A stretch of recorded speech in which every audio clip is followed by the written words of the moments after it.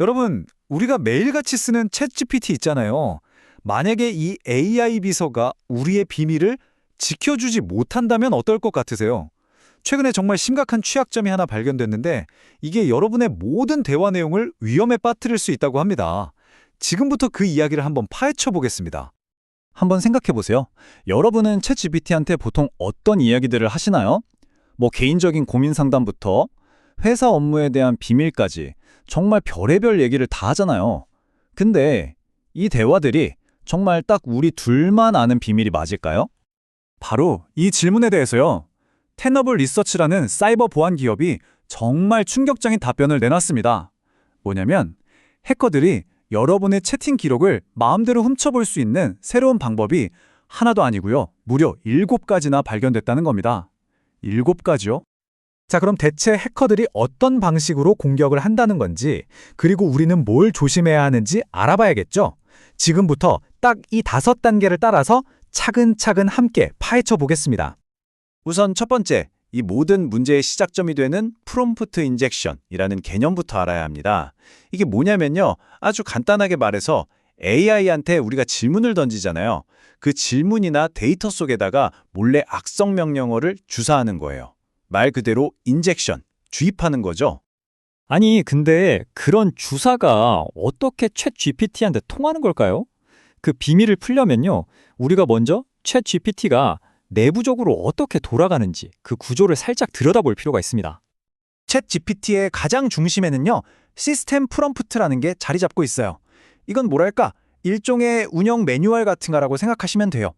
오픈 AI가 챗 GPT한테 너는 이런 식으로 행동해야 해, 그리고 이런 도구들을 써도 좋아 하고 딱 정해준 아주 핵심적인 규칙들의 모음인 거죠. 그 도구들 중에 진짜 중요한 게 바로 이 기억 기능이에요. 우리가 나눴던 대화를 기억했다가 다음에 더 딱 맞는 개인화된 답변을 주잖아요. 바로 그 기능입니다. 그런데 바로 이 지점, 여기에 해커들이 군침을 흘릴 만한 온갖 민감한 정보가 저장될 수 있다는 게 문제입니다. 그리고 또 하나의 핵심 플레이어가 등장합니다. 바로 서치 GPT라는 녀석인데요. 얘는 웹 검색만 전문으로 하는 별도의 AI예요.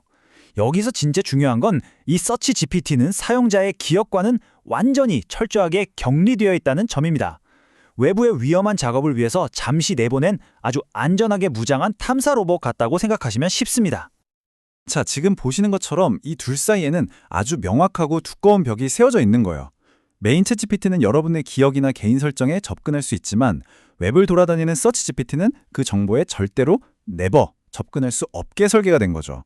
이게 바로 오픈 AI가 철통같이 믿었던 핵심 보안 장벽이었습니다.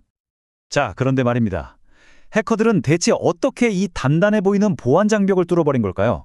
지금부터 그 정말 교묘하게 짝이 없는 공격 시나리오를 우리가 한 단계씩 그대로 따라가 보겠습니다.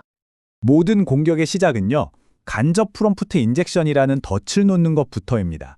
이게 왜 간접이냐면 해커가 우리를 직접 공격하는 게 아니에요.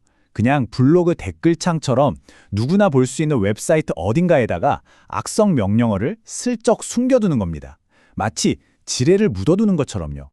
이 과정을 대화 인젝션이라고 부르는데 이게 진짜 기가 막힙니다. 자, 한번 상상해 보세요. 첫 번째, 해커가 어떤 웹사이트에 악성 댓글을 하나 남겨요. 두 번째, 우리는 아무것도 모르고 챗GPT한테 이 웹사이트 내용 좀 요약해줘 하고 부탁을 하죠.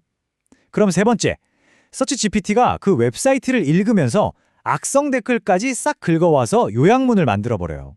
네 번째, 바로 이 요약문이 트로이의 목마가 되는 겁니다. 악성 명령어가 이 요약문 안에 교묘하게 숨어서 마지막 다섯 번째, 메인 챗GPT에게 전달되는 거죠. 결국 챗GPT는 이게 공격인 줄도 모르고 해커의 명령을 고스란히 실행하게 되는 겁니다. 정말 소름 돋죠? 하지만 잠깐, 아직 끝이 아니에요. 해커 입장에서는 또 하나의 큰 산이 남아 있습니다. 설령 데이터를 훔치는 데 성공했다고 해도 그 데이터를 빼내올 악성 URL을 챗GPT가 보여주지 못하게 막는 URL safe라는 강력한 보안 필터가 버티고 있거든요. 그런데 말이죠.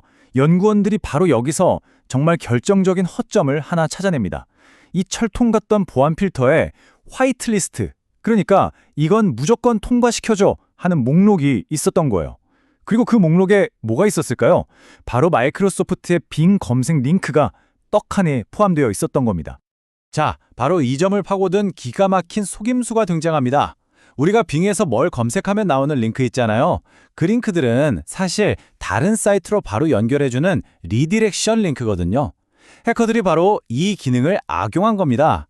아주 위험한 악성 사이트로 가는 링크를 겉보기에는 멀쩡하고 안전한 빙 링크인 것처럼 완벽하게 위장한 거죠. 이러니 URL 세이프 필터는 속수무책으로 뚫릴 수밖에요. 완벽하게 무력화된 겁니다. 자, 지금까지 이론적인 부분을 쭉 살펴봤는데요. 좀 복잡했죠? 그렇다면 이 무시무시한 해킹 기술이 실제 우리 현실에서는 어떤 위협이 될 수 있을까요? 이게 그냥 이론으로만 끝나는 얘기가 아니거든요. 실제 공격이 어떤 모습일지 지금부터 구체적으로 한번 들여다보겠습니다. 지금 보시는 이 세 가지 시나리오가 그 위험성을 아주 적나라하게 보여줍니다. 한번 보세요. 우리는 그냥 이 블로그 좀 요약해줘 라고 했을 뿐인데 그 결과물에 악성 피싱 링크가 숨어 있을 수 있고요. 또 그 뒤에 이어서 나누는 대화에서 내 개인정보가 줄줄 셀 수도 있다는 겁니다. 심지어는요, 우리가 아무것도 클릭하지 않았는데도 공격이 실행되는 이른바 제로 클릭 공격까지 가능했다는 사실, 정말 무섭죠? 하지만 이 모든 것들 중에서 가장 소름 돋는 시나리오는 바로 이 메모리 인젝션 공격입니다. 이건 진짜 차원이 달라요. 자, 흐름을 보세요. 첫 번째 세션에서 일단 공격이 성공하면 해커는 챗GPT의 기억, 그 자체를 조작해버립니다. 그리고 이런 명령을 심어놓는 거죠. 앞으로 모든 답변에 데이터를 몰래 빼돌리는 코드를 숨겨넣어. 그럼 어떻게 될까요? 며칠 뒤에 우리가 전혀 상관없는 주제로 개인적인 대화를 시작해도 챗GPT는 이미 조작된 그 기억 때문에 우리의 모든 대화 내용을 계속해서 해커에게 전송하는 겁니다. 이건 뭐 거의 스파이를 내 옆에 두고 사는 거랑 마찬가지인 정말 끔찍한 상황인 거죠. 자, 이렇게 충격적인 사실들이 전부 밝혀졌는데 지금 상황은 어떻게 됐을까요? 오픈 AI는 어떻게 대응했고 앞으로 우리에겐 어떤 과제가 남았는지 살펴보면서 이야기를 마무리해 보겠습니다. 물론 오픈 AI도 이 보고를 받고 가만히 있지는 않았습니다. 빙 리디렉션 같은 명백한 허점들은 발빠르게 수정했어요. 하지만요, 가장 근본적인 문제, 그러니까 프롬프트 인젝션 그 자체를 막는 건 아직 불가능에 가깝습니다. 왜냐하면 이건 ChatGPT만의 문제가 아니거든요. 지금 우리가 아는 거의 모든 거대 언어 모델, LLM들이 공통적으로 안고 있는 태생적인 한계 같은 겁니다. 실제로 이 연구를 진행한 테너블 리서치 측은 이렇게까지 말했습니다. 프롬프트 인젝션은 LLM의 작동 방식과 관련된 이미 알려진 문제입니다. 그리고 불행하게도 가까운 미래에 체계적으로 해결되기는 어려울 겁니다. 이 말이 무슨 뜻이겠어요? 이게 그냥 간단한 버그 수정, 패치 하나로 해결될 문제가 아니라는 겁니다. AI 기술의 아주 근본적인 구조와 관련된 정말 길고 어려운 숙제가 될 거라는 거죠. 결국 오늘 이야기의 핵심은 바로 이겁니다. AI라는 도구는 정말 우리에게 놀랍도록 강력한 힘을 주지만 그 내부가 너무나도 복잡하기 때문에 오히려 우리가 상상조차 하지 못했던 새로운 문틈, 새로운 보안구멍을 해커들에게 활짝 열어주고 있다는 사실이죠. 이제 AI가 우리 삶의 거의 모든 영역으로 스며들고 있잖아요? 바로 이런 시대에 우리는 이 엄청난 힘과 그 뒤를 그림자처럼 따라오는 잠재적인 위험 사이에서 과연 어떻게 균형을 잡아가야 할까요? 이 질문에 대해 여러분도 한번 깊이 생각해 보시면 좋겠습니다.